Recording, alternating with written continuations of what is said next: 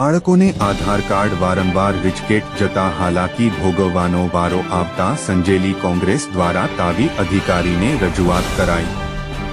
સંજેલી તાલુકા કોંગ્રેસ સમિતિ દ્વારા તાલુકા વિકાસ અધિકારી શ્રી સંજેલીને આવેદનપત્ર આપી રજૂઆત કરાઈ।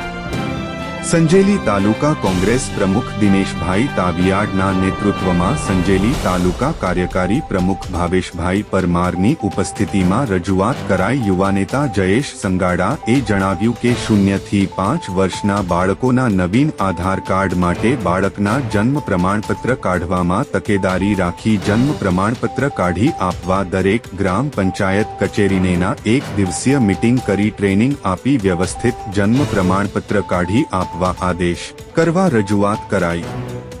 અભણ અશિક્ષિત વાલીઓને ખ્યાલ હોતો નથી અને બાળકોના જન્મ પ્રમાણપત્ર વારે ઘડીએ સુધારો કરાવવો પડતો હોવાથી આધાર કાર્ડ સેન્ટરના કર્મચારીઓ ગ્રામ પંચાયત તથા જનતાને માહિતીના અભાવે તકલીફ પડી રહી છે। વારંવાર આધાર કાર્ડ રિજેક્ટ થઈ રહ્યા છે। દ્વારા તકેદારી રાખી મુખ્ય 4 મુદ્દાઓ ધ્યાને રાખી જન્મ પ્રમાણપત્ર બનાવવામાં આવે। 1. બાળકનું પૂરું નામ હોવું જોઈએ। 2. માતાનું નામ માતાના આધાર કાર્ડ પ્રમાણે। 3. પિતાનું નામ આધાર કાર્ડ પ્રમાણે। 4. પિતાના આધાર કાર્ડ પ્રમાણે સરનામું।